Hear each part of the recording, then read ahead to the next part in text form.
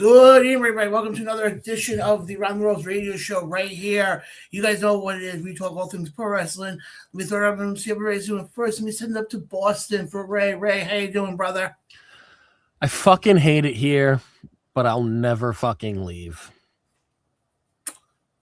Okay. There's fucking 4 feet of snow. It's freezing rain. It's 18 degrees. I fucking hate it here, but I'll never leave. Technical difficulties. Cannot hear. Now we're gonna send it over to Jay. Jay, how you doing?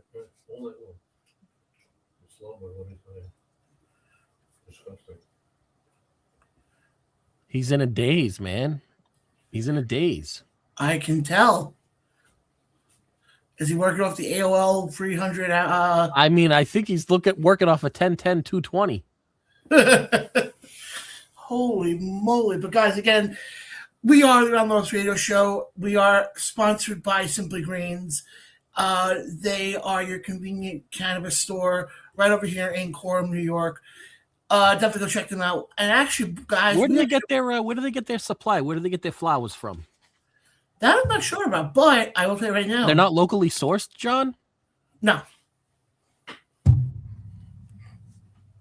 But we do have some stuff coming up with them. But I want to kind of pull back the curtain here for a second.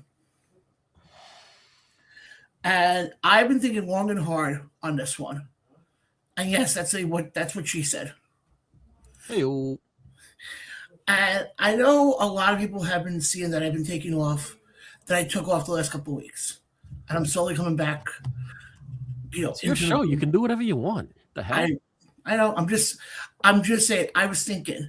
Yes, guys, I actually used my head. I was actually thinking. Good Lord, help us all.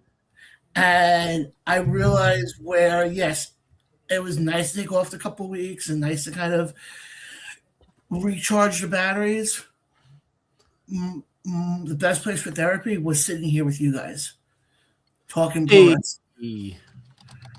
And I couldn't be happier, to be back in the swing of things. But guys, we have a lot of stuff to get to. Obviously, we're coming off the fall of the Elimination Chamber. The Extreme Elimination Chamber. Actually, I would rather call it the extremely interesting. The extremely bad Elimination Chamber. Which we'll get into that. Obviously, drizzling shits Elimination Chamber. Well, first, Jake, can you finally hear us now? Oh, okay. He said, "Fuck you, John." That's literally what he said. But we had, like I said, we got a lot of stuff to get to. Also, we found out the next induction into the Hall of Fame. But before we get into all that, let's talk about the biggest part of what we've seen the last 2 days. And that is the debut of Danhausen. Oh, my Christ. Now, I'm just going to say this right now. People I see in all these Facebook groups on, when it comes to talking about this, they're all saying how it was a bad debut. I saw one person compare it to the Gobbledygooker. You remember that from back in the 90s? Here's what people are forgetting to mention. The reason why that debut fell so flat Saturday is because unless you're a diehard wrestling fan, like myself, Ray, Jay, David, David Reynolds, Billy, unless you're a diehard hardcore fan, you have no idea who the hell he is. Hey, speaking of David Reynolds, he's checking in from the UK. Says, "Hey, fellas, finally watching via my wrestling group on Facebook again. Check that out. It's amazing what happens when you go and reconnect the Facebook." But, Ray, I want to ask you, overall, what do you think of the debut of Danhausen? I am the absolute wrong person to ask when it comes to Danhausen. I think Danhausen, I'm not a fan of Danhausen, never have been a fan of the Danhausen gimmick. Am a fan, however, of Donovan, who is Danhausen. He is a phenomenal wrestler. I mean, he's a 5-tool player. Unfortunately, for whatever reason, that wasn't working for him the way that he wanted to. it to work out for him, so he went and created the Danhausen character, and I fucking hate it because I've seen what he can do, and I've seen him go, and now he's kind of pigeonholed himself into this, for lack of a better phrase, fucking meme of a character. I hear what you're saying on that, and I believe me, that's been, from what a lot of people have said. I'm curious to see what they do with him. Now, I am a little curious to see some interactions between him and R-Truth. Yes. That's kind of I think you could have Danhausen and R-Truth on every episode of Raw and SmackDown doing backstage little skits. I think it would be phenomenal. Yeah. No, I would agree with that 100%. I would also love to see an interaction if you have also him come out with a really serious wrestler. Like, how much would you pay for him and Brock? How about him and Gunther? Oh God! We'll try to see. I mean, that would be pretty. That would be a pretty crazy interaction. Oh my God, is he actually here now? I'm back. Back. My computer is total crap show tonight, but we got to work. Crappy weather. It's kind of what happens when you're on that McDonald's Wi-Fi. Bottles. I mean, just because I don't like the Danhausen gimmick doesn't mean that I can't say how I'd like to see it, plan for it. I think that there is a lot of potential, as far as laughs and, of course you're going to want that. You're going to want the interaction between him and his best friend, Pepsi Phil. Oh yeah, of course. So I really just don't want to see him in the ring. Okay. Because they're not going to let him wrestle the way that I have seen him wrestle before the gimmick.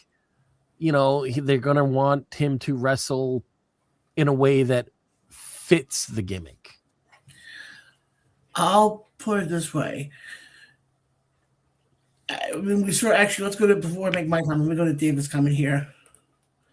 He said Danhausen's debut at Elimination Chamber fell flat. However, his segment on Raw was quite comical, and think about it.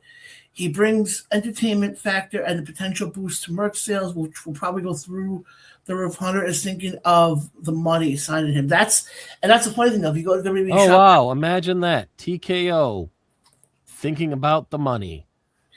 Throw funny. A poster in my bathtub and color me shocked. The number one selling t-shirt right now on WWE.com is Danhausen. Of course it is. I mean, it's going to be very interesting to see where this all goes with him. But Jay, I want to get your thoughts. What did you think about Danhausen's debut on Saturday? Then what do you think about what he did last night on Raw in the backstage segment with Adam Pearce and then Judgment Day? I don't think he's there. I think he lied to us. Yes. So, Ray, I'll ask you this. Yeah, I mean, sit on a throne of lies, Jay. I don't know if you guys can hear me. I think Danhausen cursed your internet. So, Ray, I'll ask you this. Yeah, sit on a throne of lies. Yeah, Jay, you're like really lagging there, buddy. While he figures out his Dell, it wouldn't be a show if we didn't have technical difficulties. I want to ask you though, Ray, what were your thoughts on Danhausen's segment last night on Raw? I thought it was amusing. I thought that the way he just popped up and scared. I was going to say Adam Cole. I miss Adam Cole. Adam Pearce was comical. I thought their interaction was funny. And then, of course, he curses Dom. And what happens when you get cursed? you get cursed. Yeah. And the part I laughed was when he said, "Oh, I have Danhausens." I've got the Danhausens. And it was Here is my Listhausen. It was his photo all over the production trucks. It was a Hall of Fame induction this year. Yeah. And then I forgot there was another part to it. Yeah, I forgot what the other one was. Oh, he was a personal camera. Oh, his personal camera and personal assistant. Yeah.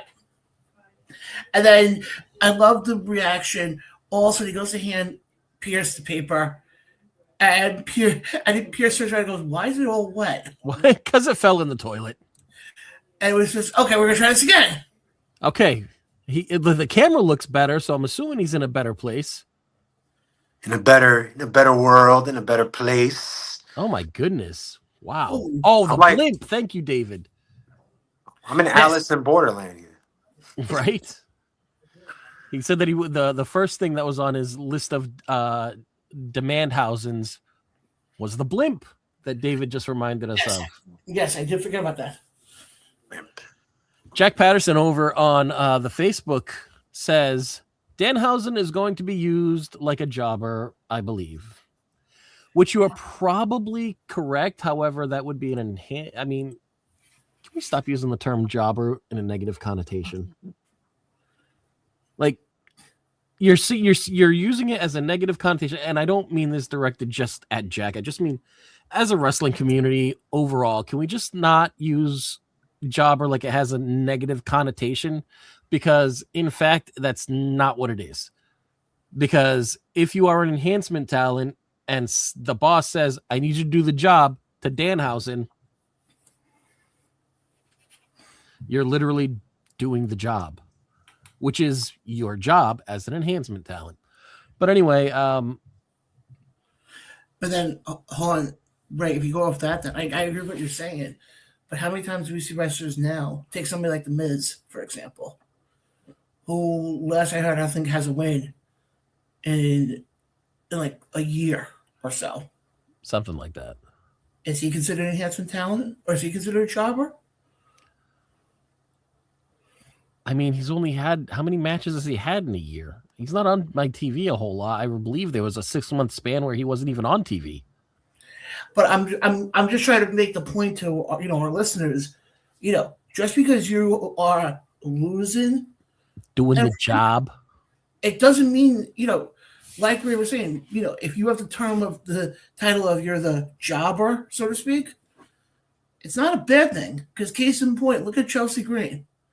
She doesn't have many wins. Do not call her a jobber. No, Ray, I'm not calling her a jobber. But I'm saying is I can see people who would turn around and call her one. And I would say right now, I think she's one of the most over women wrestlers in WWE. Oh, absolutely. Absolutely 100%. There's a funny little exchange, and I don't want to promote it. You can find it on your own, but there's a funny exchange with a Hall of Famer from WWE and Michael P.S. Hayes on their podcast that they do with their wife. And the host gets Hayes talking about how great Chelsea is and and she needs to just be on TV all the time. And he literally looks at him and goes, "Yeah, we know. So why isn't she?" I'm going to say this right now. You want to talk about somebody who is on she's on TV, maybe a minute, 2 minutes, most episodes? Yeah, no more. If we were to say, unfortunately, if we were to say 5 minutes, that would be too long as to how long she's on the screen. I don't mean that I think she would be on the screen for too long if she were on my screen for 5 minutes. No. They have yet to give her a full 5-minute segment. But the thing is, whenever she's on our screens, she makes the most of it, whether it's 30 seconds, a minute, 3 minutes, Yeah, and she there's a term, optimizing her time. Yeah. She optimizes what time she's given. And I mean, now, do I think her going into when you look at the title picture right now with Jade, obviously ahead of having the top title when it comes to the women. Well, hold on, because we are going to address Jade in a minute, but we got some comments to get through. Jack Patterson over on the Facebook says, wrong wording. When I started, that is what they called it. And that's perfectly fine. Again, I wasn't directing that towards you. It's just you brought it up, and it's been a rant that's been kind of festering for a while, the negative connotation under the word jobber. And then David says, I hate the term jobber. Wrestlers take losses as well as wins. They should abolish the term jobber. But like we can do a whole episode on the most infamous, jobber as enhancement talents. Oh my God! If you don't have Barry Horowitz and Iron Mike Sharp top 2, then I don't want to talk to you. Okay, well, if you want to be technical, then we had one of the greatest enhancement talents on the show, Barry Horowitz. Yeah, we've had him on the show a couple of times. Yeah. You also know who was kind of an enhancement talent, and I believe he said it when he was on the show with us. The late great Lanny Poffo. Yeah, it's weird to think we had. Yeah. That's going back to the early days. That is going back to the early days. Because some of the times, some of these wrestlers, they had that title of jobber or enhancement talent, but they were like, I don't care. We're getting on TV. I mean, case in point, I'll give you another name, another guy who you can sort of consider to be a jobber with WWE. Look at Brian Myers. Remember that the streak he went on when he lost, and then what was the end of that? What was this payoff? Him and what's his face? Him and Zack Ryder won the tag titles. Yes, thank you. Only his best friend in the entire world that we couldn't think of his name. Yeah, I was going to call him what he is now, Matt Cardona. Well, yeah, because that's kind of his name. But my point is this, though: you can have that title, and it not be a bad thing. Yeah, absolutely. But yeah, I mean, Jack Patterson over in our Facebook comments is even saying Iron Mike Sharp. Great wrestler. And we interviewed a couple of people that were trained by Iron Mike Sharp. Cerberus, if I'm not mistaken, was trained by Iron Mike Sharp in, what do you say, Jersey? Was it Jersey? Yeah, Jersey, yeah. So, but yeah, Iron Mike Sharp, great wrestler. It really is. We're seeing a lot of these guys, but I just want to get back to the fallout that we saw from the Chamber.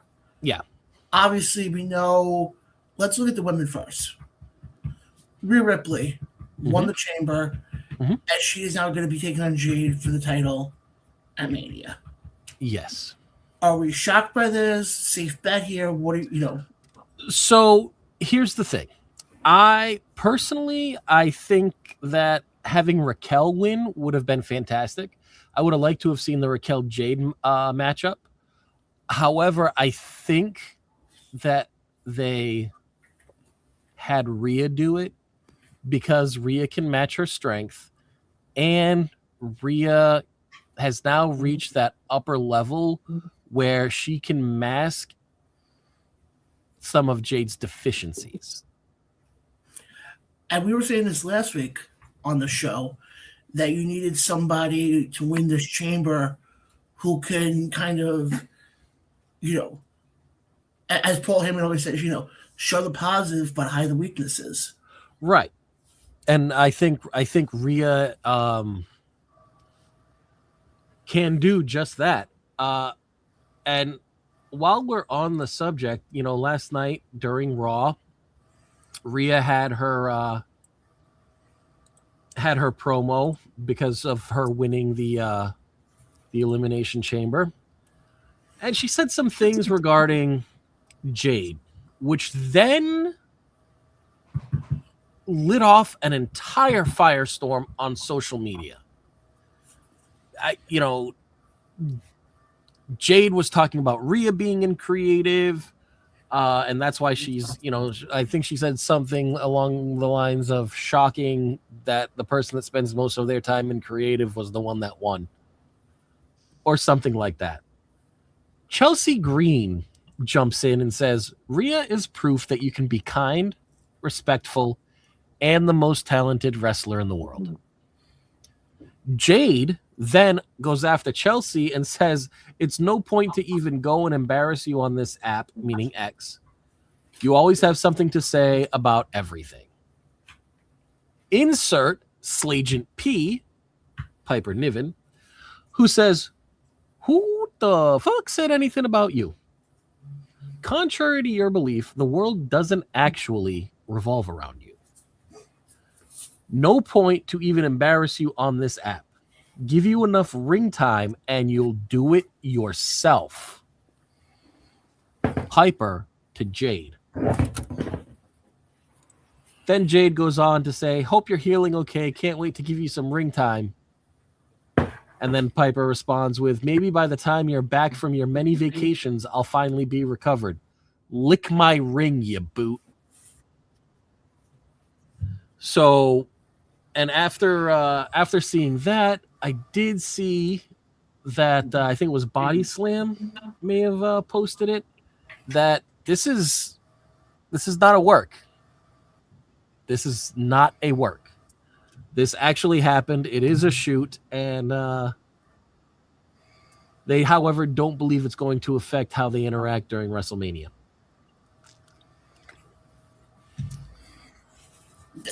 So it looks like the grumblings that we heard when she was in AEW about being a malcontent seem to be true when it comes to Jade. Now, I enjoyed Jade. I like Jade as a performer. I do not think Jade deserves a world championship. She just doesn't. I don't want to say the work rate, but the quality of her work. You know, like she'll have one good match, two bad matches, and then she's gone for 6 months because she's on vacation. And it's just me and Jay. I have no idea where John went.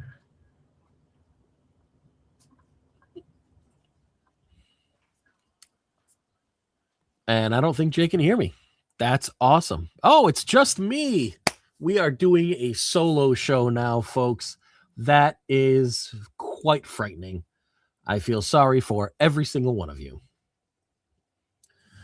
So, right where we left off, which was what we thought of Rhea winning the Women's Elimination Chamber. Jay has come back. Hopefully, Jesus, I'm like still stuck in this borderland. I don't know what the hell is going on with in no man's land right now, buddy. I love it. Is it my turn to rebuttal? Because I heard everything you said. Yeah. Oh, thank God. Because I didn't want to have to repeat it again. Yeah, please go right ahead. Okay, so I'm going to 100% disagree with you. And I'm going to base it off one big, huge factor, and that is the Elimination Chamber, which the question was asked to me by John Blaine last week. Will you watch WrestleMania if you like the Elimination Chamber? I said it all depends. And while, John, I'm going to do it for homework, but does Jay really want to watch WrestleMania this year? Hell no. But now, moving forward to what you exactly said in your point. I agree with you on everything, but I totally disagree with you. I think it is a work. I know it's a work. It's 100% work because let's face it, I don't want to embarrass or I don't want to bury, let's use the word bury. I don't want to embarrass or bury two of my WWE superstars I have there in Chelsea Green and Piper Niven. I think this is just a cheap angle that they're trying to get because there is no heat. Like you mentioned, every reason why Jay needs to work with someone like a Rhea Ripley because she just doesn't have it. And all those rumblings about AEW, I agree with you on that. I truly think there's people backstage because let's face it, they write this shit. So there's people backstage that know that this girl cannot work. So is it going to work to get people into it? Yeah, you're going to be excited for it. You want to know, is it a shoot? Is it an angle? Is it a this? Is it a that? But let's face it, folks. We have less than 6 weeks away to WrestleMania, and right now the matches are getting blurrier and blurrier every week we're watching Monday Night Raw or SmackDown. We got to get some sort of heat. Why not this? People know she cannot work in all stadiums. We all see it every single week. That's why we haven't put her in a match in the last month and a half. It's just that simple. So I just think it's a complete work. They're just trying to get this heat, and that's what it is for Jay. Wouldn't it be nice if they brought back the 30-day no compete clause for champions? I wish. Don't compete for 30 days. Don't defend the wish. title for 30 days. And it had to be defend the title. So compete is probably the wrong stipulation, but the title defense stipulation every 30 days, I feel like it made TV more entertaining because your champ was actually there defending. Of course, that's also when we see more of like Iron Mike Sharp, more Barry Horowitz, because it's just a title defense. But think about it. Who would be stripped of their titles at this current point in time, if that stipulation still existed? Who would be stripped of their titles in WWE for violating the 30-day no defend your title stipulation? Everyone except Carmelo Hayes. Yep. Every single person. Every single one. Every single one. Well, no, hold on. Okay. Punk defended at Elimination Chamber. I'm talking about this. He just recently won the belt. I'm going way back. I'm going to say everyone. Because that title was never defended even before he won it. Seth never defended it. Never. No. I mean, he only defended it on the big cards, but that's about it. So you could say Punk. You want to say Punk. I say Carmelo Hayes. I say everyone to say. When was the last time we saw a tag team title match? Goes to show you what they think of the tag team division. But they've always had that thought about the tag team division for years. Then why sign Lucha Bros? Why keep signing Motor City Machine Guns? Why? Oh, I can say exactly why, because they don't want them to go to AEW. So now we're back to the whole TNA. We're gonna play hostage. Believe me, I'm the first one who would scream to the freaking gills that they can use Motor City Machine Guns better and not keep them on main event, or the Lucha Brothers, or hell, how about the fact you got Tama Tonga and Tonga Loa involved in the MFT crap? This crap. I said this right. Hold on. I said this a couple weeks ago on the show. You could have a fatal four-way for the tag belts: Guerrillas of Destiny, Motor City Machine Guns, Lucha Brothers, the Usos. Tell me that wouldn't put butts in seats. If you make it a tornado tag, 100%. Yeah, tornado tag. Everybody's in the whole 9 yards. Oh my God. You could literally give that could be your closing 2 segments for a Raw or a SmackDown. But that's what I'm trying to say, though. So let me ask you this, guys. You guys would love to see that. So that means you're invested in all these people? Because I'm not. So you would like to see them in a 20-minute tornado tag match, and you invested in these characters and everything?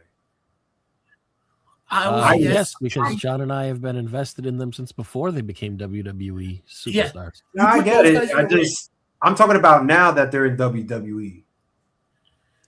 So you're talking about I'm just saying that everything I'm not they did invested prior to WWE. No, I'm blaming WWE for me not getting invested like you guys and watching all these guys in a tornado tag match just for the fact that I see them booked like this for the last 2 years.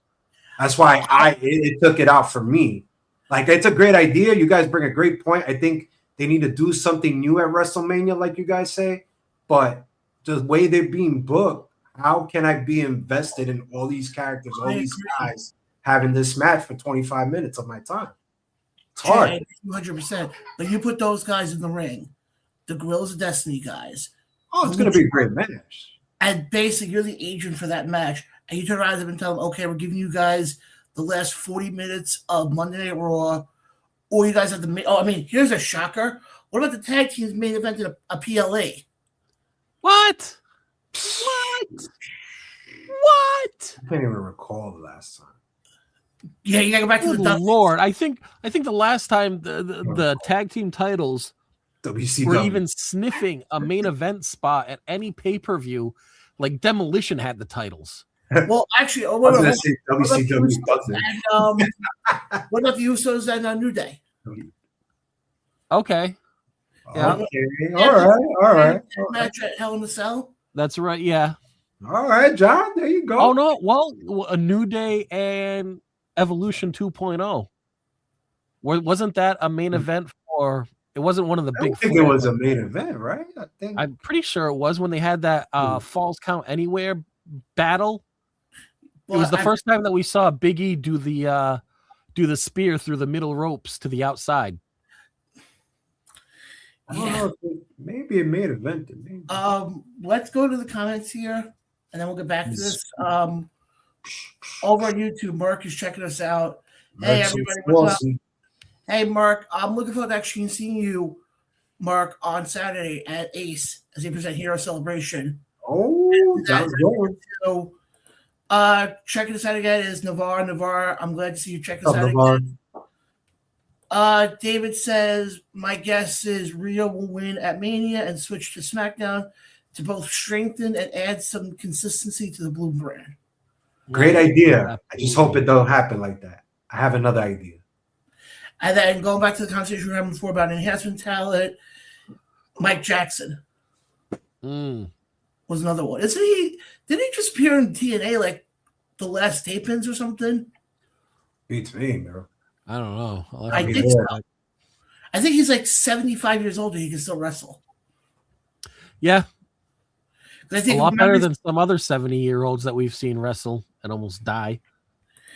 Yeah, we won't talk about that. But guys, we're going to take a quick break here. We're going to actually hear a word from our sponsors over at Simply Green. When we come back, we're going to get into who just got inducted into the Hall of Fame and who do we think should be the one to induct them. We'll be right back right after this. You are listening to the Round Nose Radio Show. We'll be right back right after this. At Simply Green, we believe in the power of nature to bring balance, relaxation, and well-being. As a premium THC brand, our mission is to provide high-quality, responsibly sourced products that enhance your lifestyle. Whether you're seeking relaxation, creativity, or wellness support, we curate a selection of top-tier THC to suit your needs.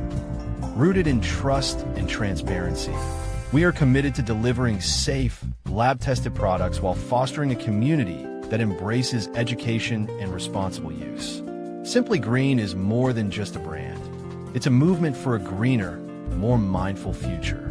Call 631-846-6060 to order or visit our location in Coram, New York. For use only by adults 21 years of age and older. Keep out of reach of children and pets. Please consume responsibly. Cannabis is not recommended for use by persons who are pregnant or nursing. Concerned about your cannabis use? Contact the New York State HOP line by texting HOPE-NY, calling 1-877-8, HOPE-NY, or visiting oasisny.gov/HOPE.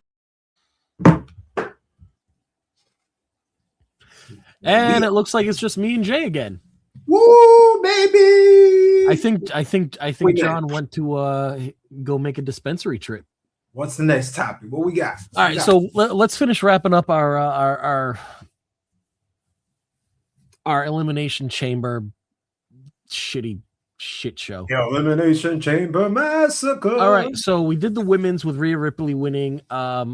Randy Orton won the men's Elimination Chamber, just as we predicted he would last week, just so that he can take that loss and not be hurt by it. Was that the right move, Jay? It was the perfect move, Ray. But this is where Jay got pissed and he wanted to break his television. Oh, please don't. Right? He saw the post show of Drew McIntyre, Nick Aldis going at it. Oh my God. To Nick Aldis saying that Cody Rhodes would get a championship match this Friday at SmackDown. I was completely pissed off. They're going to fucking shoehorn him in. They're going to give him the Charlotte Flair shoehorn, and they're going to make it a triple threat. I disagree. That's what pissed me off. And that's what pissed me off about the whole thing. Because there's going to be some chicanery, to borrow a word from Gorilla Monsoon. You're telling me some chicanery. Go ahead. No, you were talking about a guy that's been there 20 plus years. You're not going to give him the chance to go one-on-one with Drew McIntyre for the championship. And you're going to tell me all these months, there's not a story there between Randy Orton and Drew McIntyre? Right? Not as much as there's one between Cody.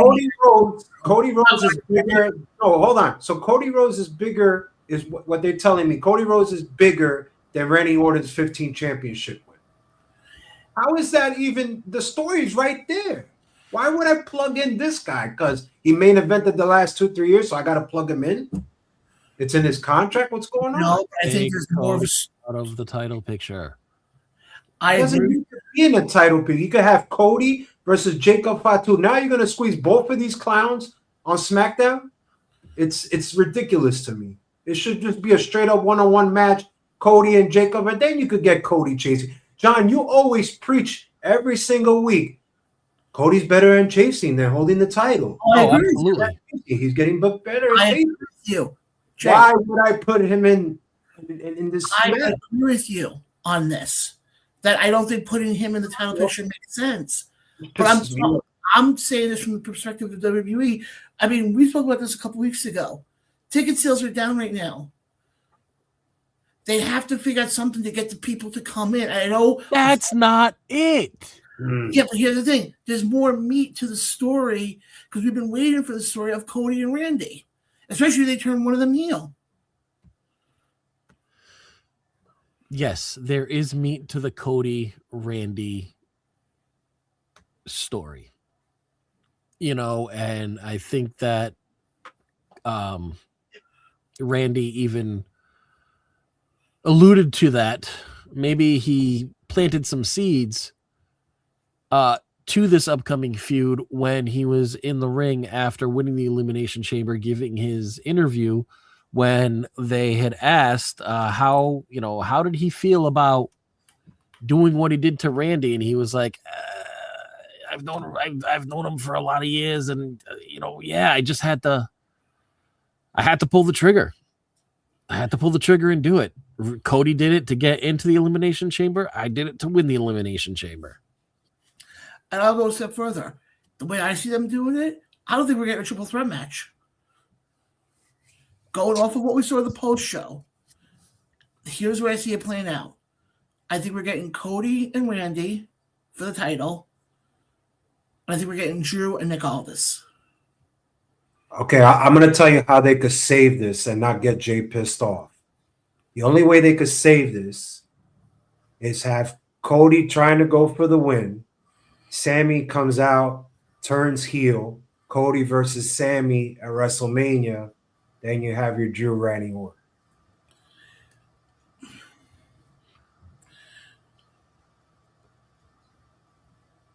I don't know. Or hold on. Or you want to talk about triple threat? Add Jacob Fatu to that. Cody and Sammy, or you can have one-on-one or a triple threat in another match. I think I like what you mentioned first, where you have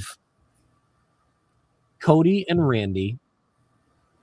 You have Cody and Drew doing their title match this Friday. We already saw a very frustrated Sami Zayn flipping tables and beating up water bottles backstage last week. Mm-hmm. So Sami comes out and costs Cody the match against Drew. Drew goes on to Mania with Randy. Sami and Cody start a little bit of a feud that's going to take them through to WrestleMania. And then if they do decide to put the belt on Randy at WrestleMania, then you can have your Cody Randy feud kick off from there, because Cody can very easily go, my last match for the championship, there was interference. And if you owe me for what you did to me at an Elimination Chamber, put the title up. I would kind of add to what you guys are saying. What if they do Sammy and Cody no more contender? WrestleMania? At WrestleMania. Never been done. Yeah. Winner becomes the number one contender. Yeah, I mean, they could. And you go a step further. I mean, like I said, I don't think this part they would do, but it would definitely be interesting. Turn around to Drew and say, stipulation is if you interfere at all, we strip you of the title. I mean, that would work. Right there and then. Yeah. Then, if God forbid he were to interfere, then we'd be guaranteed a new champion. And my thing is this: I would love for Randy to get another shot at the title. I forgot what I was listening to, and they said something about how they love Randy to beat John Cena's record. Maybe tie it. I mean, maybe tie it. That's a lot of. I don't think Randy's got that. I don't think Randy's got that much time left in him. Nor do I think he wants to have that much time. And I don't know. I think he's having fun. I think he is having fun, but if he wins at WrestleMania, that would be his 15th. You want him to go for 18? You want him to win it 3 more times? Nah, I would let him stop at 16. I don't think he has that. I don't think he's got that time in him, and I don't think he would want it. It's funny. Speaking about Randy Orton, Baby Orton's now on TV. If you're just now tuning into NXT, Baby Orton did a pretty good number on Mr. Page. Damn, Ethan Page is working with the best. Wow. Who would have thought in 2026 Joe Hendry would be holding an NXT title? I think we need to get him the hell out of there. I think tick-tock on him. He's pretty up there in age, and I think he should have been up with everybody else, with Oba and Javon and Trick. The problem is they're wasting his time down there, to be honest. The issue is they wouldn't have done it for one reason. They wouldn't have done it because then they had really nobody in NXT. They had Ricky Saints. I always said he should have won it because he could have carried that brand at least till someone steps up. Yeah, but I think somebody like Joe Hendry brings in the casual fan. And we all know that's what WWE loves. But the merch sales ain't there. Not there. No, right. Let's shift gears here for a second. Gear shift, please. Want to talk about the latest inductee into the 2026 Hold on. Can we please finish our Elimination Chamber wrap-up? Yeah, go right ahead. We have spent 43 minutes to try to get through this, and we've only been through 2 of the matches. Well, the other two very quickly. The other 2 matches that we have, CM Punk defeats Finn Balor. Did anybody watch it? Was anybody surprised? I will say no. I did not watch the match. It was on in the background, but we all know Punk is going to win because the bread and butter is Punk Roman at Mania. So I will say one thing though. I loved his intro. With the bowls. Yeah, with the old school. Yes, that was, and I believe I sent that in the chat. Like he's never had a WrestleMania level entrance, or if he did, it was only one time. That was truly a WrestleMania level entrance. And from what I read, supposedly the guy who did it was the actual PA announcer. Yeah, it was from the Bulls. They said that during the broadcast. And then finally, we've got Becky Lynch versus AJ Lee. You know what I will say about this? I'm surprised. I'll put it this way. I'm surprised at the finish. I'm not surprised of who won, though. And I'll say it for this reason. Okay. Makes sense. I'm surprised that they didn't do like we were saying last week on the show. My prediction was they were going to do like a Dusty type of finish to set up Mania, and they didn't. That's the part that surprised me. However, if Elimination Chamber would have been anywhere else in the country other than Chicago, I think Becky would have walked out of there as champion. The more I think about it, I think you're wrong. I think you're wrong. Because the whole point is to have Becky AJ at Mania for a title. Yeah. So you're going to have Becky AJ at Mania. You're going to have AJ win again. No, I think what you could have done. So now with AJ having the title, you have Becky AJ at Mania, and you can have Becky get her get back and get her title back. because she hasn't beaten AJ since AJ's been back. I see whether it's tag team or anything like that. Yeah, no, I see what you're saying on that. I'm still a believer that they could do it as a fatal 4-way. Very easily. What is it with you and these fatal 4-ways? Triple threats, fatal 4-ways. Because if the story fits. Fatal tag match. But does it though? Oh, absolutely it does. And this let's have another fatal 4-way at WrestleMania. Another match. Oh my God! If it was up to John, he'd be booking fatal 4-ways every match at Mania. No. I'm only saying a fatal 4-way because it makes there's a story there. There's okay, John. Story there. What's the story between AJ, Becky, and 2 more people? And Raquel. AJ, Becky, Maxine Dupree, and Natty. Oh God! Oh no! Not Maxine Dupree. Oh no! WrestleMania is not feeling good. By any chance, did our brandy new sponsor, Simply Green, give you any free samples whatsoever? I can confirm nor deny. Good God, man! Warning. I will put it to you this way. I said about the fatal 4-way before I got chastised by by you guys for this reason. I'll just laugh. And again, I'm always spitballing here. I could be totally wrong on this. If I'm wrong, I'll be the first one to eat crow on this. They're not doing a fatal 4-way for the IC title. I thought we were wrapping up Elimination Chamber. Now we're definitely off the rails. We're definitely off the rails. Is that a show? And Seth Rollins returned at Elimination Chamber. There we go. That's the wrap up. There you go. Real quick, out of 5 stars, what do you give Elimination Chamber? I give Elimination Chamber 2, and that's being generous. I agree with Ray. Yeah, I would agree as well. All right. So we can all agree that the Elimination Chamber was the drizzling, predictable shits. Yes. Moving on. John, you're talking about Hall of Fame. Who's in it? It was announced yesterday, actually. Jordan AJ Styles and Stephanie McMahon. This is your 3-time WWF Tag Team Champions. The guys who I think should have been in years ago, and it's long overdue.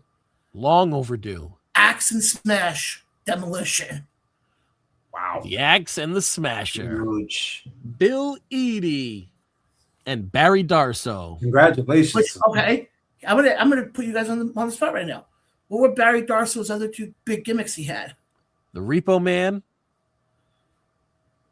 I don't know the other one. And the one at WCW where he did the fucking blacktop street fight match with Dustin Rhodes. What was his name? I would say when he was Crusher Khrushchev in NWA. Oh, yeah, there's Crusher Khrushchev too. But yeah, Repo Man is finally... The blacktop bully. That's what he was. Yep. I'm going to say this. Long overdue. I completely agree. Absolutely. We can all agree. I will say this, though. One of the best entrance songs. 100%. Now, here's the $1 million question. We've spoken about this last couple of weeks. We spoke about it when Stephanie got inducted, when the news came out about Stephanie, and the news came out about AJ. Who inducts Demolition? Hard. Is Mr. Fuji alive still? Passed away. He passed away. Okay, because I would have said that would have been number 1 because he replaced what's that guy Johnny? Johnny V. Johnny Valiant. Yeah. Yeah. He Replaced him in '87. Yep. That would have been a good choice for Mr. Fuji for sure. I think that maybe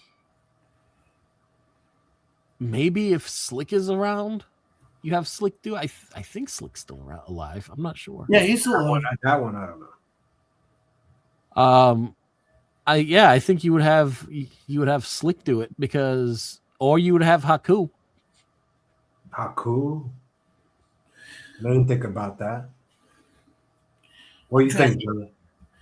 This is a tough one because you can go. This is another one you can go different. If you want to go tag teams, shit. There's so many different names you can put in there.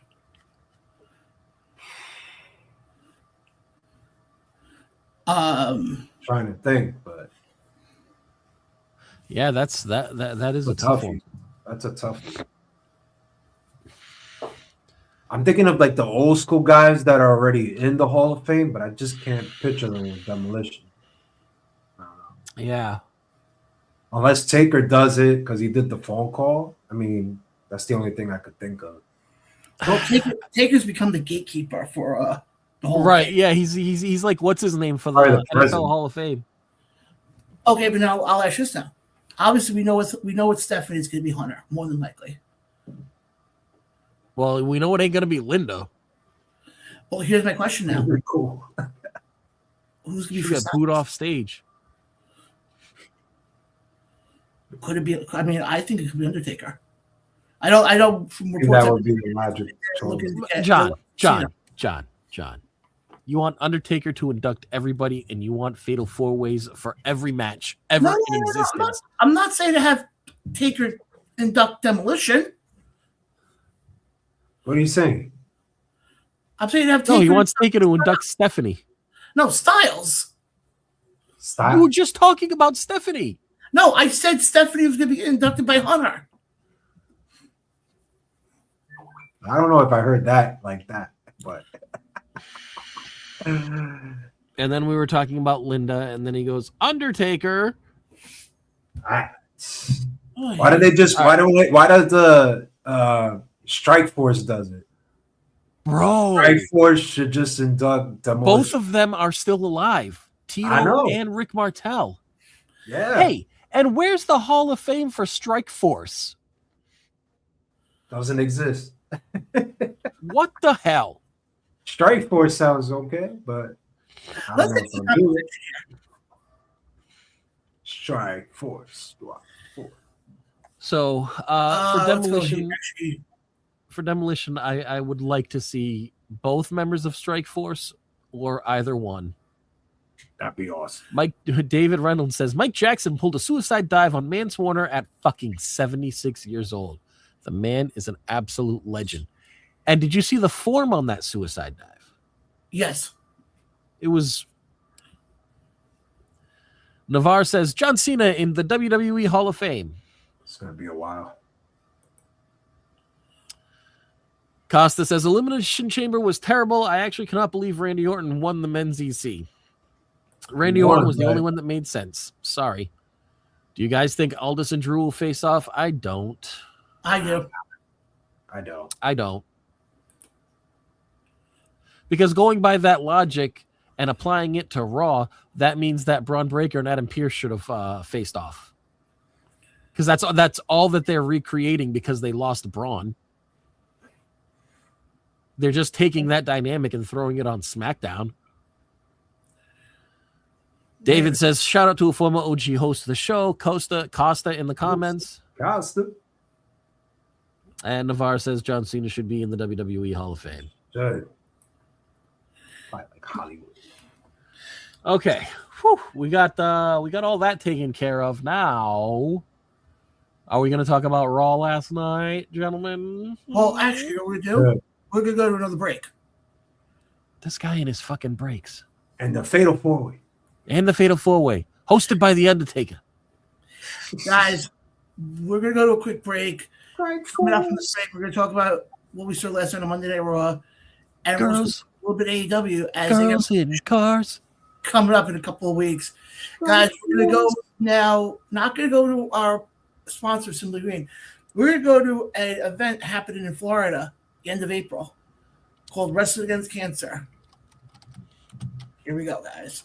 ESPN Northwest Florida presents Wrestling Against Cancer 11.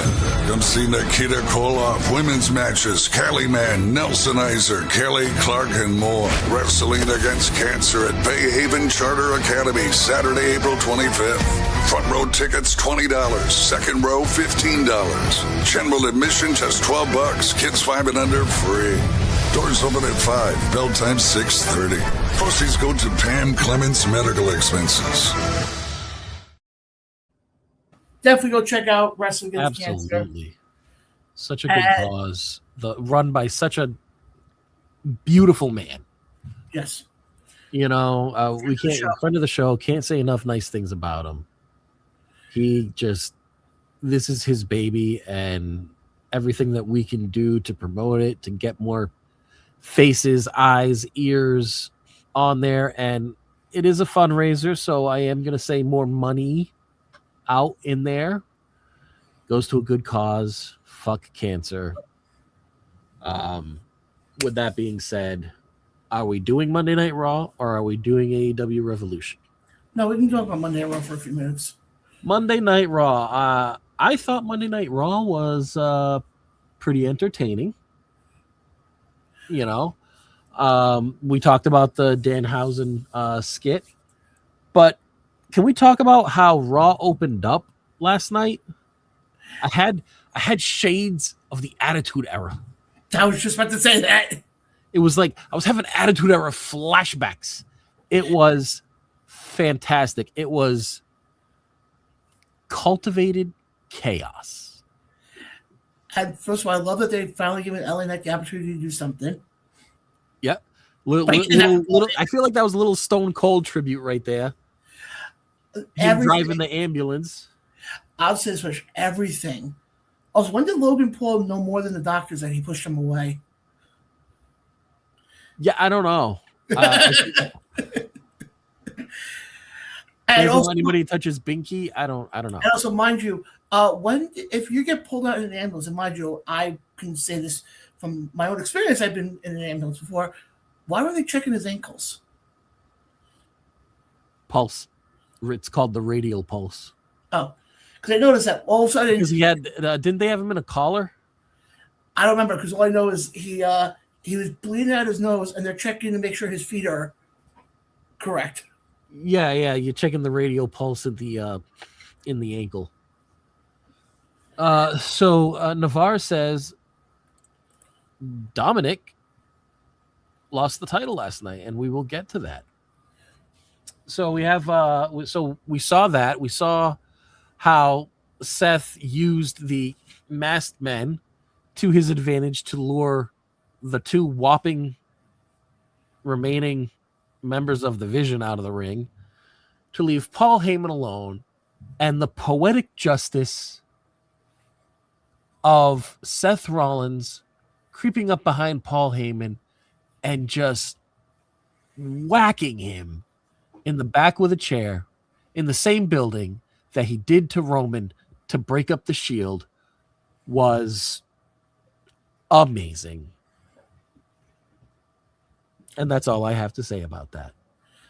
The opening, Ray, to kind of piggyback, was done beautifully. You didn't know what to expect. And honestly, looking at this coming out of last night, I'm now more intrigued in the Vision storyline. Now. Yeah, and all it took was for Seth Rollins to come back. Yeah, that's the funny part. Is before Rollins came back, I felt like the Vision. What is it? The Vision or Vision? What is it? The Vision. Right? The Vision. To me, they were coming off very much like, I wouldn't sit there and say, I don't know how I would describe them before last night. But flat. What happened? Flat. Yeah. I think now Tabletop. They finally have something, to say the least. They actually have some meat and they got something to run with. Absolutely. Yeah. Absolutely. Also, the Visionaries was a lesser known name that the tag team Power and Glory of Paul Roma and the mighty Hercules Hernandez went by. The Doctor of Style, Slick, was their manager, and he would always call them the Visionaries. And it's funny, that whole opening segment to me, not only had Attitude Era written all over it, but had Paul Heyman's name. Oh, 100%. 100%. And David brings up another point that we were going to hit on. Heyman took that stomp like a champ. I did not notice Heyman's hands going down at all. I think he took that like full on, unprotected. Yeah. Here's the funny thing also. Paul Heyman is not in bodybuilder shape, or he's not a in-ring wrestler. No, never has been. And he took it. I mean, it was amazing. That whole It was. segment. Also, what I like in the beginning, unless I missed it, they never even played their intro music. No, because Paul, it was a hot open or a cold open. Sorry, it was just a cold open. But I like that though. That to me was done Mm-hmm. perfectly. You couldn't. I don't think you could have written that opening segment any better. Yep. We saw Gunther versus Dragon Lee. I thought Dragon Lee had a fantastic showing against Gunther. I don't know how I feel about the unmasking. Like, does this mean that we're gonna see is it gonna lead to Dragon Lee no longer being masked? Which to me is, I think it's just more Gunther's character of cheat to win. yeah, I would think so. I would think so. Yeah, I think You know? it's cheat to win. It's kind of. But it was a great match, though. It was a great match. It was. I mean, I was in it. I was invested. I was in. yeah. I didn't think I was going to be as captivated by that match as I was. Yeah, I didn't. I knew it was going to be a good match. I just didn't think it was going to be like have me in it like that match did. So we're going to touch on Navarre, what Navarre had said earlier in the night. Penta versus Dominic Mysterio after Dominic has been cursed.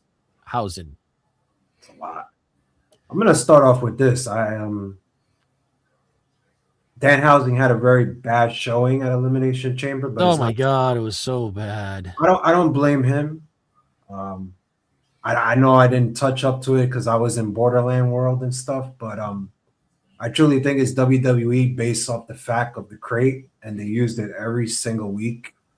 So I think that's why fans were just booing. It's like, hey, you hype this up, and this is what we get. But fast forward, I think they made it up perfectly. Danhausen got the cheers, which he had that on Saturday night. Indianapolis loved him. The way he was presented to me Saturday is like a major character in a movie, you could say. Yeah. And I think the segment with him and Judgment Day kind of bounced him back from Saturday's debut. And I'm very excited to see what's going on, what happened with him. And going into the match, I enjoyed this match too. It wasn't a great match to me. It was a good match, but I enjoyed it. I even enjoyed the scuffle between Dom and the Judgment Day. Mm-hmm. So I thought it was a great match. It also not only does that to Penta, building him as the IC champ. Now he's going to get more over. But it also builds Danhausen's character. Let's face it, because Saturday it wasn't there. And I think in order to prove that point of how we're going to take this guy seriously, we're going to have Dom drop the IC title. And I think that's what they needed to do. I think it was the right book. I think that this is going to cause a Dominic Danhausen feud, which I don't think I'd be opposed to. Maybe it'll lead to Mania or through Mania. We don't know. Because Dominic you can start to see Dominic unravel a little bit. He was cursed by Danhausen. He loses the title. Judgment Day starts to break up. Danhausen really cursed him. So there's that option. I think that they have a lot I think they have a lot they could flesh out of that story if that's the direction they decide to go in. Regarding Danhausen's Saturday debut, I actually agree with you, and I think that the onus of how terrible that went should be on WWE. WWE in the lead up to the casket opening, they could have done some dark, mysterious vignettes to kind of get you interested in the case instead of just showing it every week. Have a random backstage segment in front of it. Hey, what's that? I don't know. It says don't open till Elimination Chamber. Yeah, but it's funny. One thing I will say though, with Danhausen, I loved how when he turned on to Pierce at the beginning of that segment, and he goes, "Oh yes, Stone Cold." No. When he showed up and he goes, "Yeah, I showed up on Saturday to a thunderous applause." Yeah. I think that is true. When it comes to Danhausen, people have to realize the same thing like with R-Truth. You can't take him seriously. And it's funny. Which is, again, goes back to my previous point I made earlier in the show. You can't take R-Truth seriously. You can't take Danhausen seriously. But these are serious wrestlers. Ron the Truth Killings is like a 3-time NWA champion. But I'll go a step further, though. I'm going to compare two companies here for a second. You can see where I'm going with this. WWE is World Wrestling Entertainment. The last word is entertainment. Okay, Vince, you can stop with your argument. We know where you're going with this. It's the same fucking line that Vince would always regurgitate to anybody that, had the criticized his fucking booking and bullshit. We're in entertainment. Yeah, no shit. That's why we're fucking watching. Yeah. God. Stop with that. Stop. Well, it definitely bounced back Danhausen, though. I think Monday Night Raw definitely bounced Danhausen back into people's eyes. Yeah, I think it now gave people something to laugh about, see, right? Because now you want to see where this Dominic Danhausen thing is going to go. Costa comments and says, actually, the person who made sense to win the chamber wasn't even in the chamber. Jacob Fatu. Yep. And they could go that route, which I think will be an entertaining match, but the writing's on the wall. I think they should go Finn and Dom. I think you're going to see Finn versus his best friend first before you see Finn and Dom. Yeah, I see it. Especially with Dom kind of being the defunct leader of the Judgment Day. Like for some reason, like that dynamic just shifted without anybody really doing anything, where Dom became the leader and Finn just kind of. I get it. It's just that I can't see WWE taking Finn out of WrestleMania. I can't see it. Yeah, unfortunately, I don't. Oh, it makes sense, but then to me it doesn't make sense because I gotta have Finn on the card. Right. It's gonna be very interesting. I think when it's all said and done. I mean, I like Monday Raw, but I think everybody's eyes this week, wrestling wise, is gonna be on Friday with SmackDown. Oh yeah, absolutely. Yeah, absolutely. And then Raw closed out. This close matched the opening in the exact opposite energy, but in a good way. Right? Where in the opening you had that cultivated chaos, and to close out the show, it wasn't chaos. It was very calm, and it was, very to the point.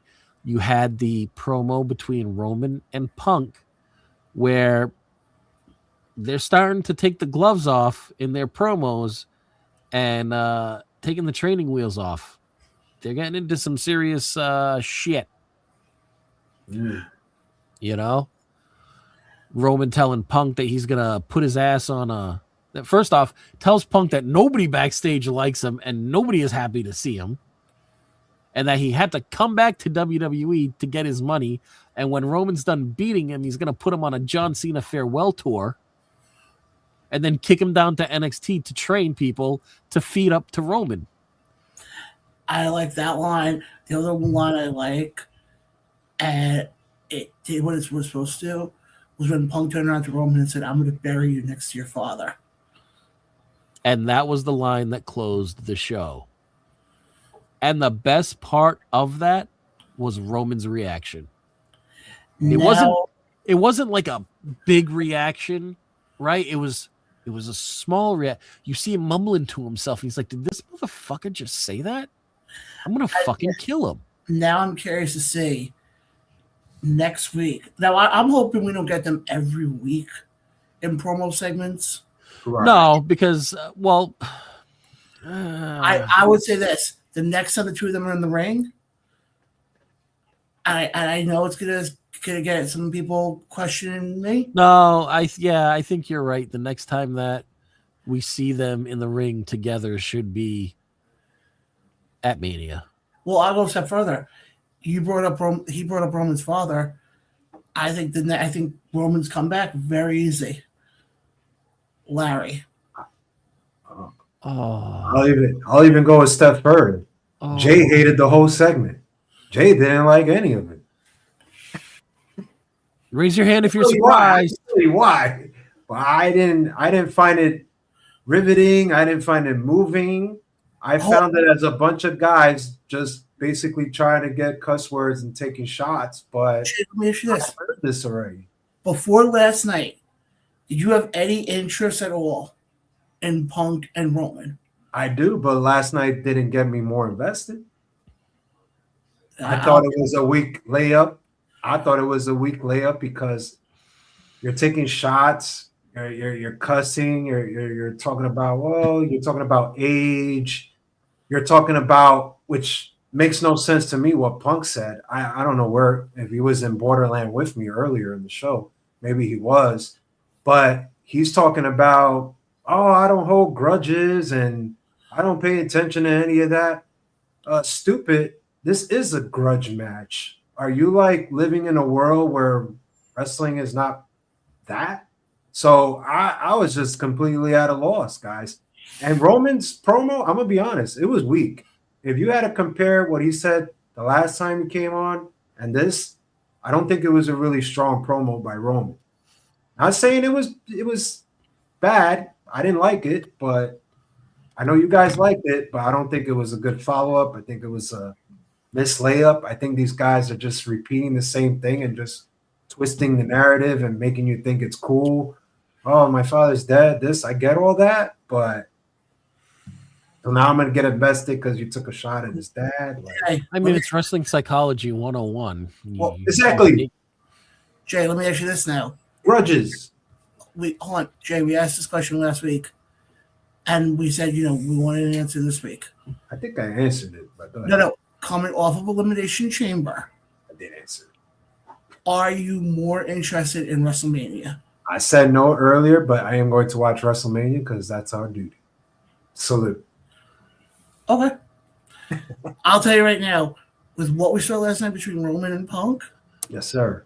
I'm more invested now than I was last week. Because now, okay, all right, pause. No, I just want to say one thing and I'll let you guys talk. You see, it's hard for you to take that because I know how deep of a wrestling fan you are, just like me.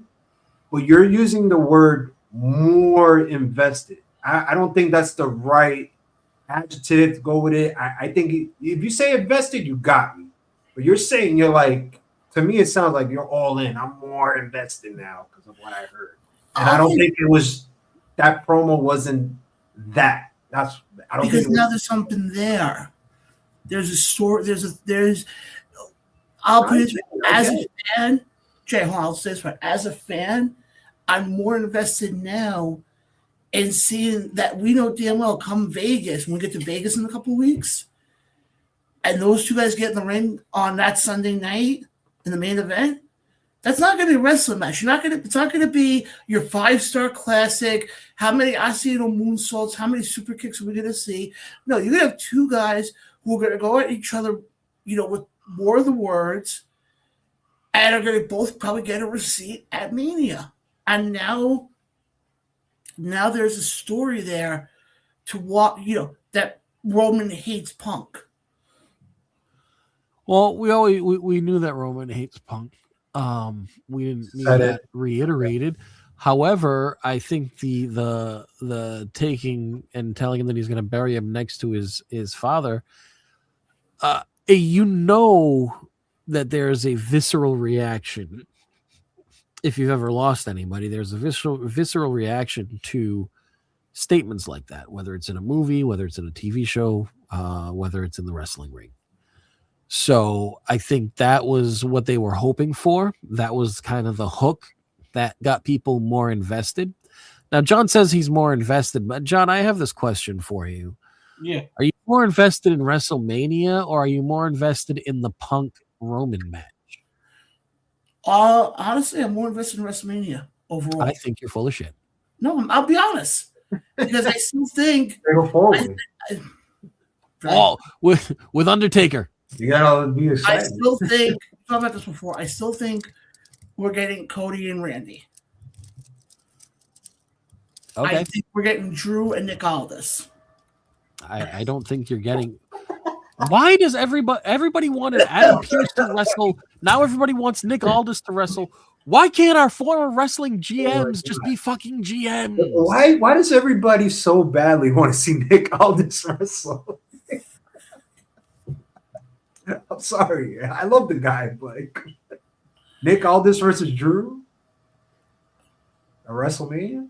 Oh, that has That's Okay, all right. So John, that's gonna put butts to seats. John, listen to me. So Drew beats your authority figure for the show that he's on. What does that do to the authority figure? Who's Destroys them, because how are you going to tell a man that just whipped your ass 6 days ago anything? And who's Drew's going to win? I got this. So you want Nick Aldis to fight Drew McIntyre, knowing that a GM cannot touch a wrestler. So that means that Nick Aldis may have to resign in order to face Drew McIntyre at WrestleMania. I'm going to say this. Which then would have Nick Aldis on the SmackDown roster for what? What other than the feud with Drew that he's got right now? What direction are you going with Nick Aldis in? Are you going to put a title on him? No, I didn't say you got to put a title on him. I could see the scenario playing out. God, I can't see him. Okay. What's the next cards? What you got for WrestleMania? You said Drew and Aldis, Punk and Roman. No, it's gonna be a fatal 4-way. Drew, Aldis, Pierce, Danhausen. Undertaker will be presenting. Switching gears to AEW now. My point is this. John. You could have Nick Aldis resign as the general manager. You serious? If you have to go that route, you can. You have to. We've seen it with Pierce and Braun. I said this before.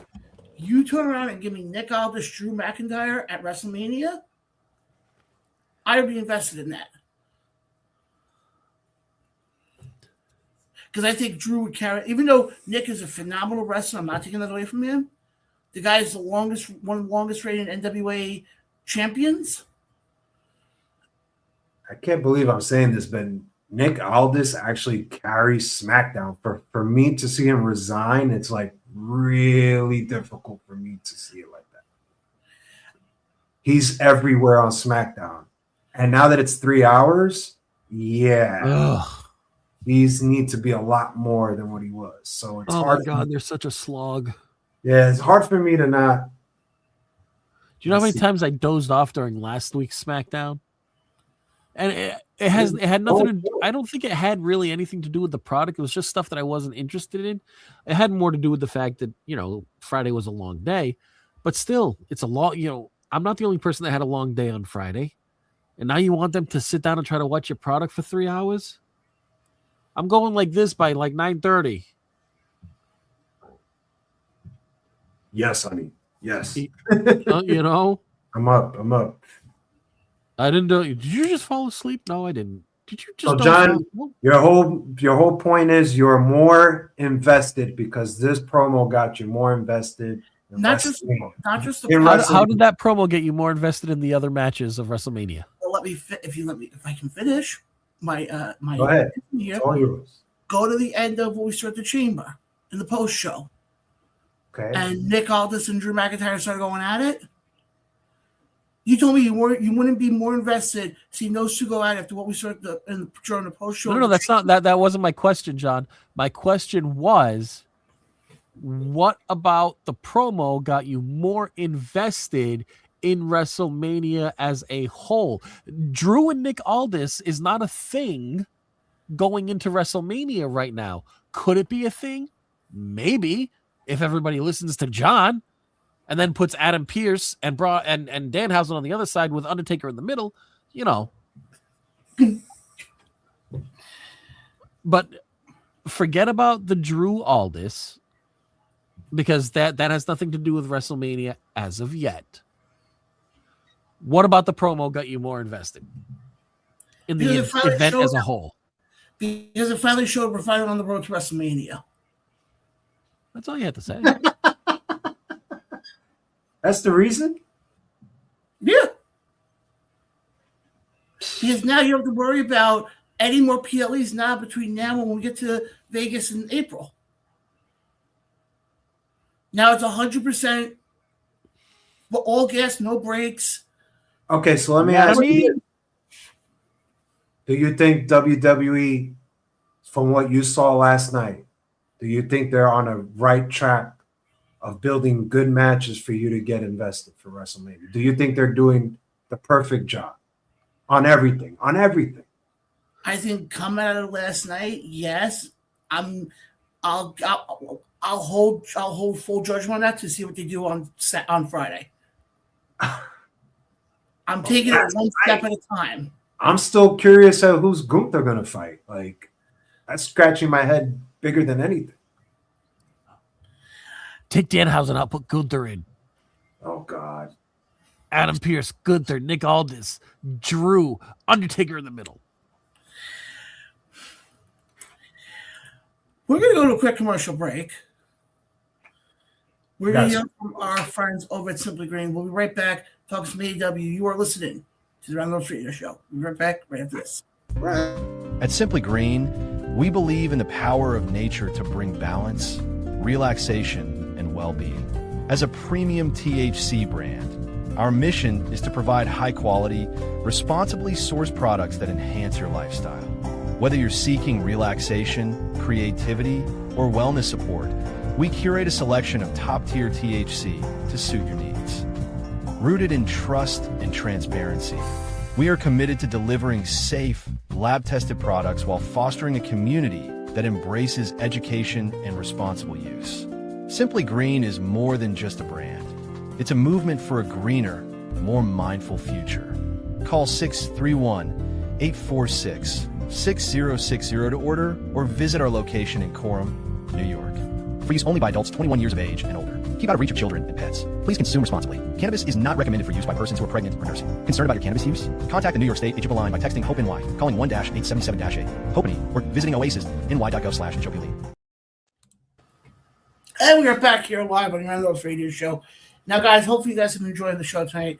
If you missed any part of tonight's show, go back to our YouTube page and go back to our Facebook page, and you will get them there. Also, guys, if you got any of your podcast stores, Apple Podcasts, Spotify, go check us out there. I know I haven't uploaded episodes in a while, but in the next couple of weeks, we're going to start having those come back in, so there won't be any way you can't miss us at all.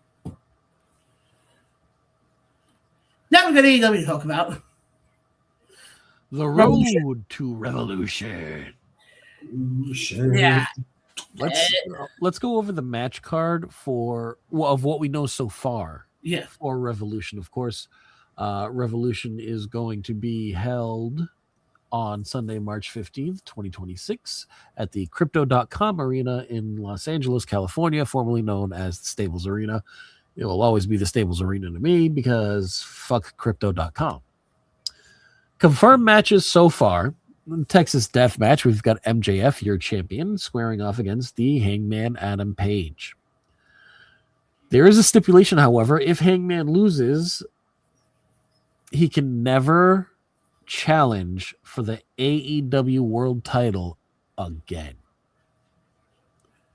And that's a very funny stipulation because a lot of things start flowing around your head and you're trying to push Cody out of the history books, being Cody the only person that ever lost that stipulation. Secondly, are you preparing the AEW crowd for a life without Hangman Adam Page while he goes up north, maybe. You know, because you saw what happened to the last person that couldn't challenge for a world title and booked themselves into a corner that way.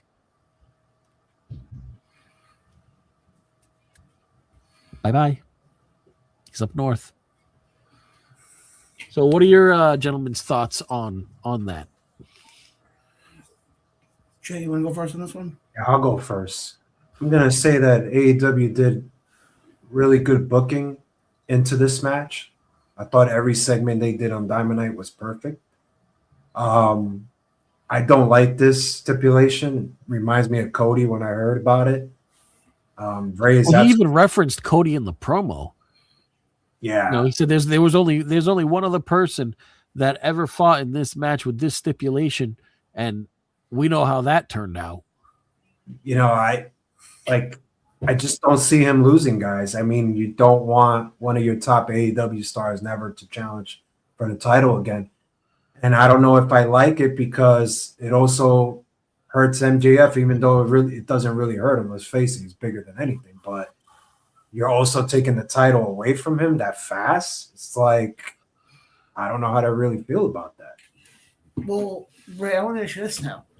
Do you think there's a way with this match that they can do some sort of finish where Hangman doesn't, where that stipulation may not have to come into play for Hangman? I mean, the only way that really happens is because it's a Texas death match. If they take a severe bump and it incapacitates both of them for a 10 count. Now, my rebuttal to that is that really how you want to end your show? It's a big show too. Revolution. Yeah, one of your original shows? Yeah, it's a big show. I just want to mention one quick thing before we get back into the AEW talk. They just had an ad for WrestleMania on NXT. Yep. And for the first time, the first hour of night 1 will be live on ESPN 2. Yep. And night 2, the first hour, will be live on ESPN. You're flying there, though, right? You're going? Absolutely not. But you're more invested, bro. You say you're more invested. Vegas once, I'm happy. But what do you thought about it, John? What do you think about this stipulation? I actually agree with you. I don't like it. Because Hangman to me, like MJF, but Hangman to me is very much part of the future of this company. He's one of the original guys. If you could keep him in the, I know he says no, I would never. I'm a pillar, one of the starting starting members of the roster. Blah, blah, blah, blah, blah, blah. Are you still gonna feel that way if you get offered a 6 or 7 figure contract? Oh no, you're gonna go where the money is. In this business that they participate in, that is the only way to think.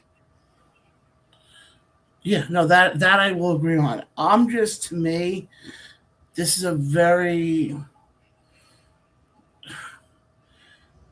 I don't think this. Well, first, I think when MJF finally drops the belt, as what everybody else has been saying, all in August to Will Ospreay.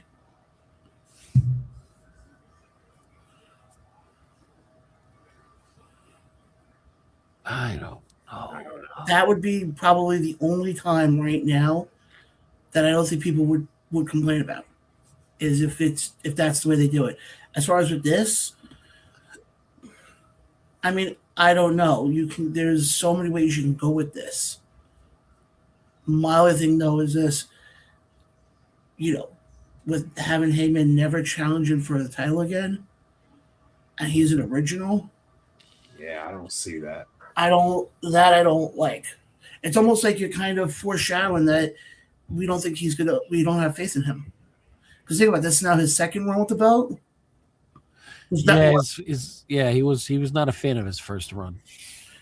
He didn't really get that much time with the second run either. I didn't like his first run because of the booking. It was just crap. I'll put it this way. I didn't like his second run for one reason. Because when he beat the Death Riders at, was it All In last year? In Texas? Yeah, Texas. The Death Riders should have been off of TV then. You thought they should have been completely dismantled. I'm not saying dismantle, but take them off TV for a couple weeks. Nah, they can't. So one person from Death Riders loses. Let's take the whole group off TV. Well, okay, maybe not the whole group, but I would definitely say Moxley. How? He's the leader. He has to show up. Yes, I really have an issue with how they handled the Death Riders after MJF beat them. And Claudio doesn't really have that mic skill to get me invested every week. Because if he did, he'd still be in WWE getting paid buckets of money. The talent, the physique, what that man can do in the ring, if he could put together mic skills with all of that, that would have been your new face. Well, do you guys think it's his fault? I mean, come on, let's face it. He's been in the best farming system that you could possibly get. Do you think it just falls on certain wrestlers not stepping up their game, even though they may do the little things, but they're not doing it to their full potential? Well, yeah, that's why I said if he was able to put the mic skills, I just don't in get there all together, he would be the perfect package. Like, how would you? That's what like puzzles me. Like, how do you even not try or get 100% when somebody's telling you how to do it? It takes a different type of personality. Sometimes you gotta let it out, man. I mean, we've seen it with the New Day, right? Remember the New Day when they came up? They were supposed to be a heel group with the preacher and singing in the background. They let their personalities show because they took a chance, and they said that on that's the thing. That's part of all of their personalities. I just don't think that's part of Claudio's personality, which is a shame because when he was streaming and I saw him, when he was playing League of Legends, it was weird. Maybe because he was more comfortable. He knew it was a much smaller scale. But he was engaging. He was good with interacting with his fans in the stream chat. So I just don't think that in front of massive crowds like that he has it.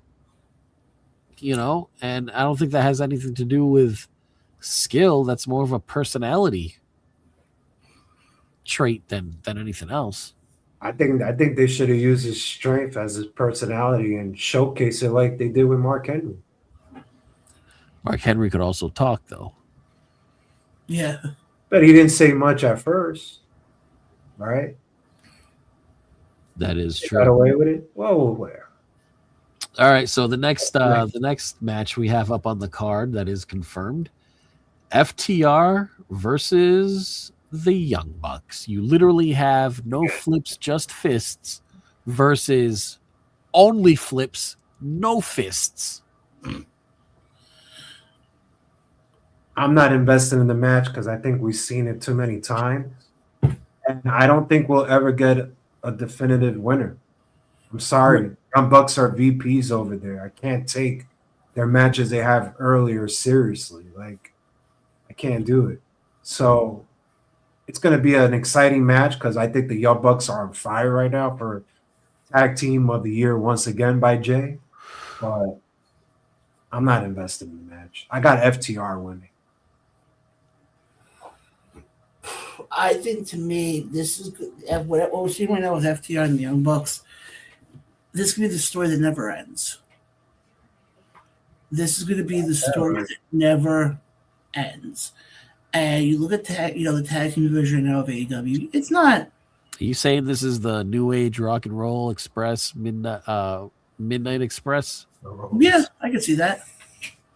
And I think with these guys, there's always be that story there. There's always be that story of which team to be the best team. And I think you look at the rest of the tag team division right now. I mean, yeah, Private Party finally showed up again after they've been, at the party for last year. In the after party. You have After party, it's the after party. 1 year.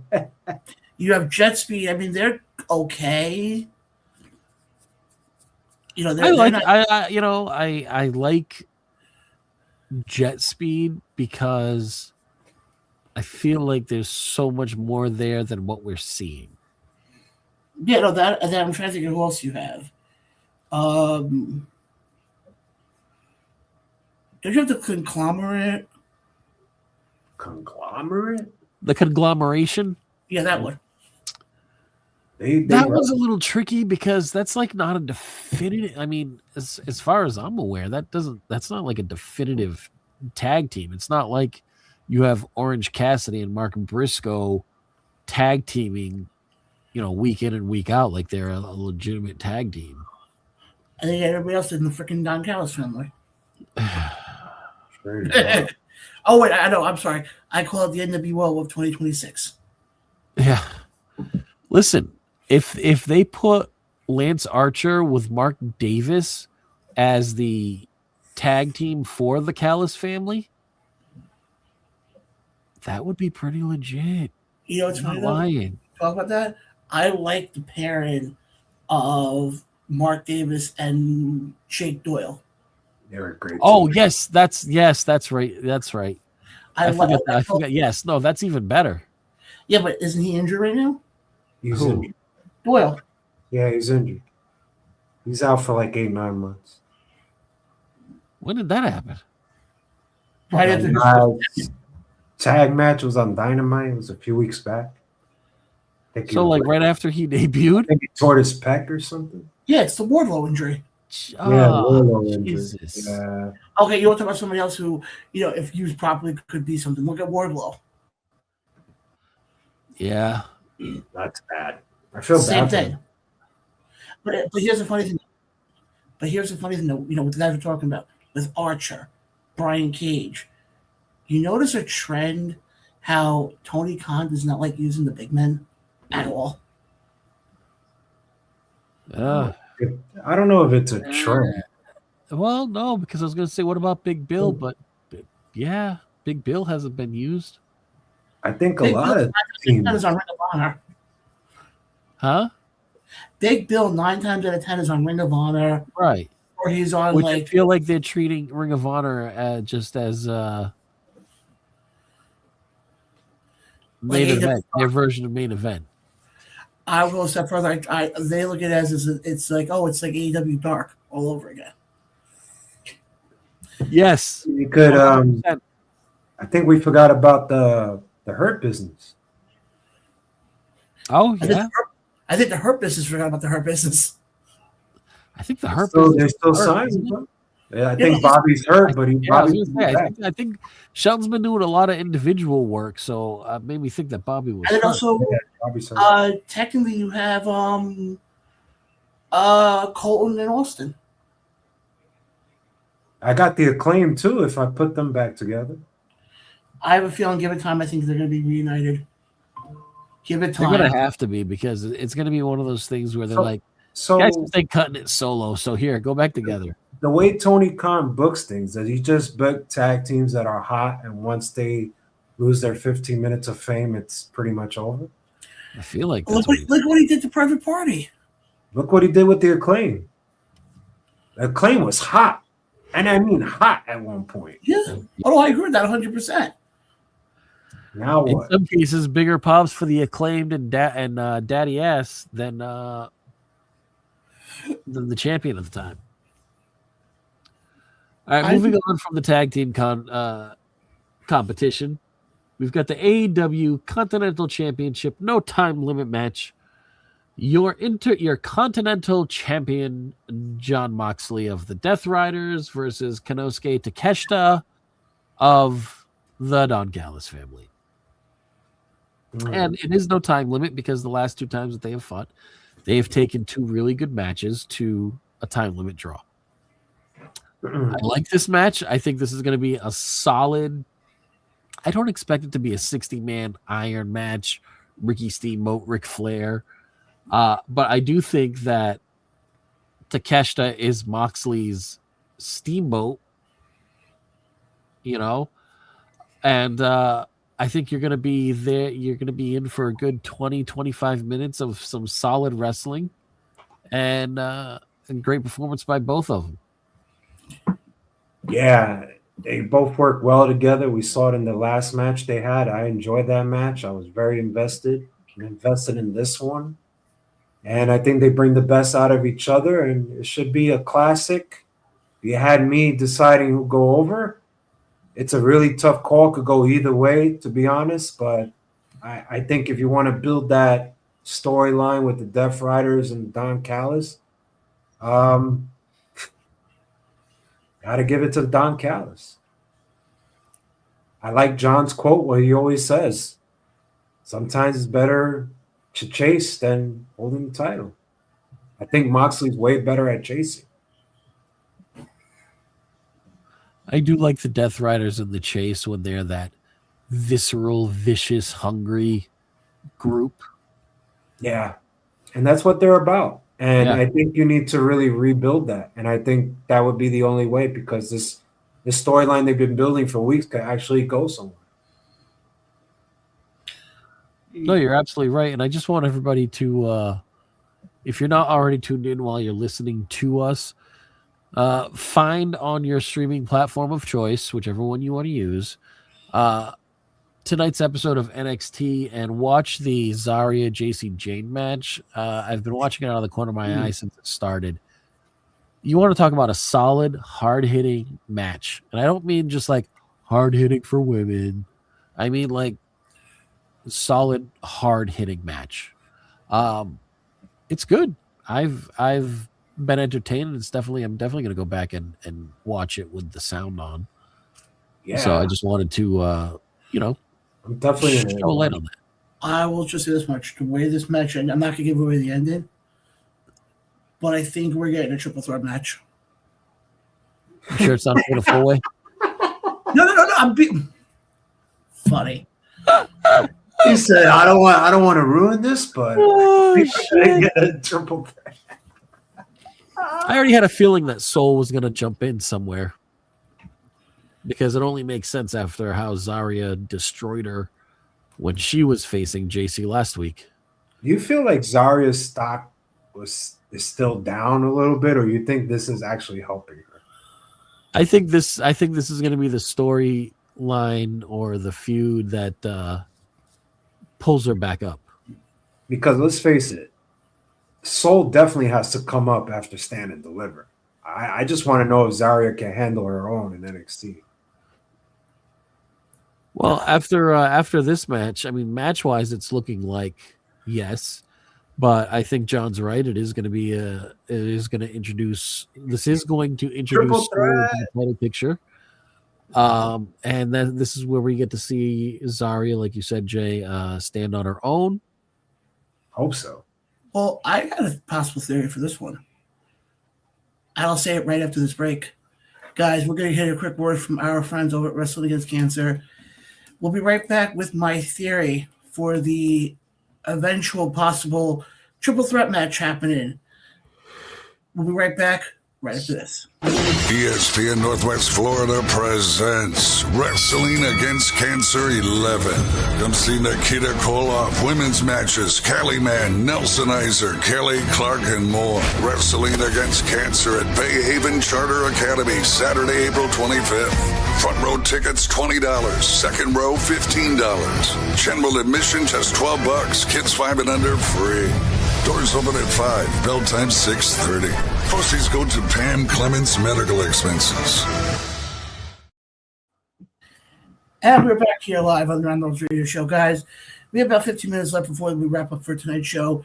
We were talking about what we just saw in the Solbrook interfered in the Pause. Put a pin in that. Let's finish up the AEW. There's only like one more match that we know of for sure. Okay. Andre El Idolo versus Bandito. I think that's going to be a great AAA Lucha Libre style match. Don't really care who wins that one. But since we have Don Callis family winning like once or twice already in this pay-per-view so far, I'm going to go with Bandito. And it looks like they're teasing a Swerve Strickland versus Brody King match, which that could also be pretty interesting. Okay. But yes, John, please go back to what we were just talking about on NXT with Soul, Zarya, and JC Jane. If I was booking it, triple threat match, NXT Vengeance Day. I think that's what they're working towards. You have Soul win the title off of JC. JC then goes up to the main roster. You have Soul and Zarya feud for the title, go and stand and deliver. Soul drops the belt to Zarya. Soul then gets called up to the main roster after Mania.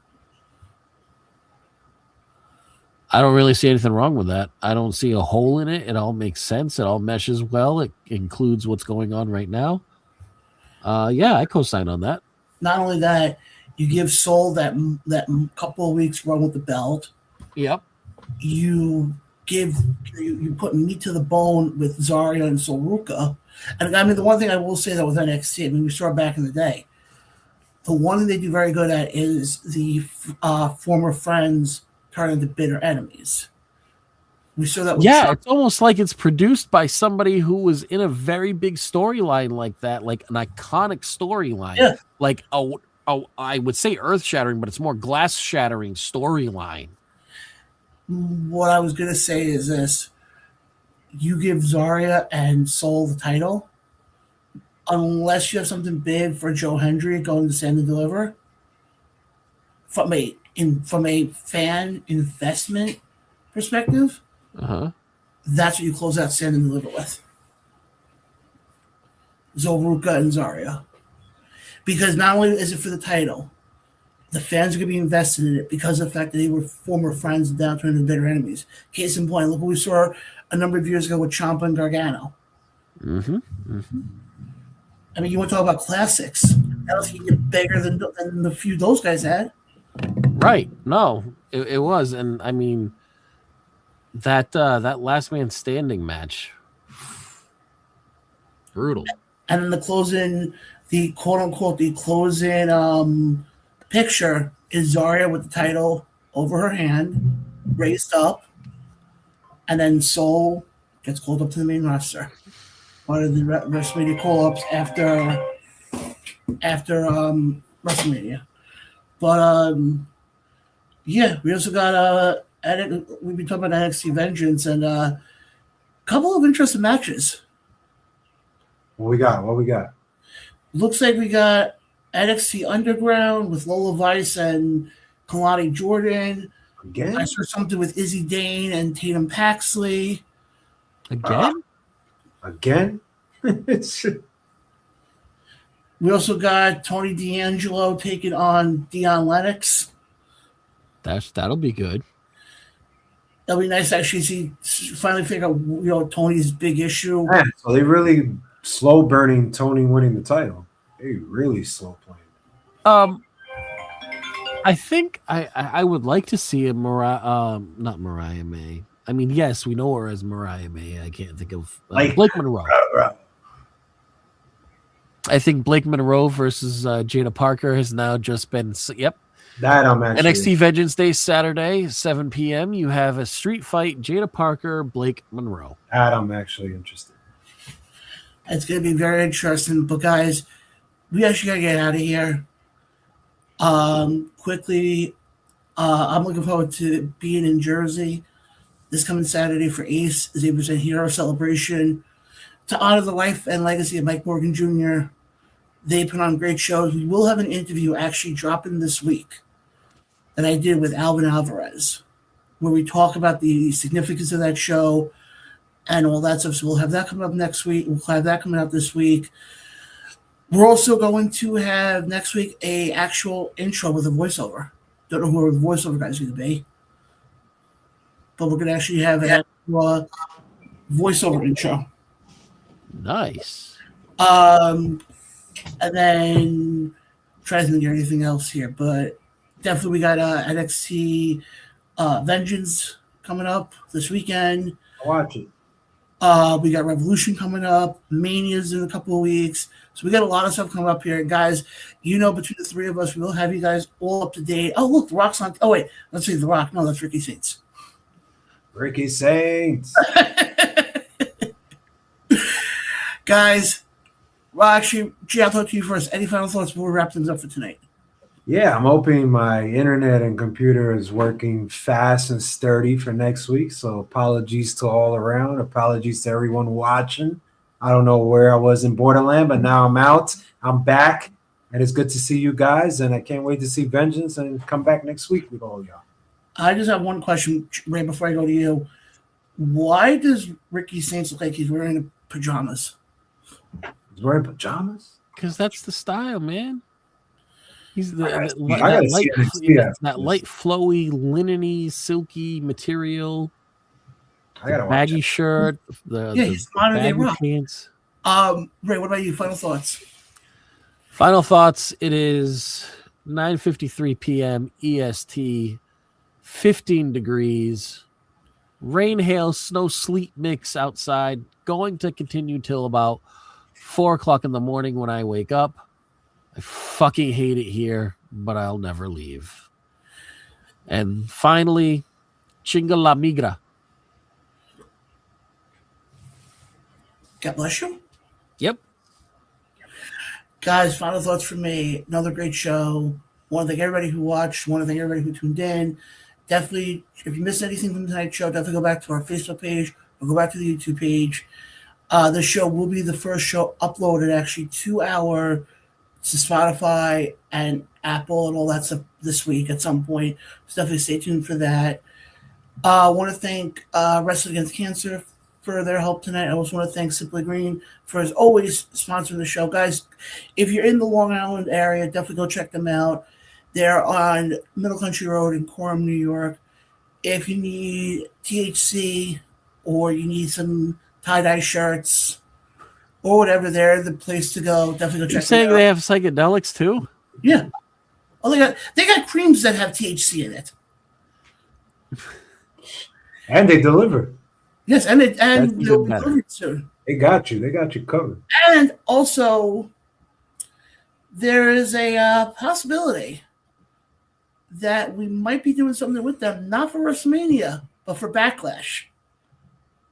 So you got to stay tuned for that. Sure. But guys, for Ray and Jay, I'm John. This has been the Roundhouse Radio Show. Again, guys, subscribe to us on YouTube, follow us on Facebook, and we'll see you guys here next week. Same time, same channel.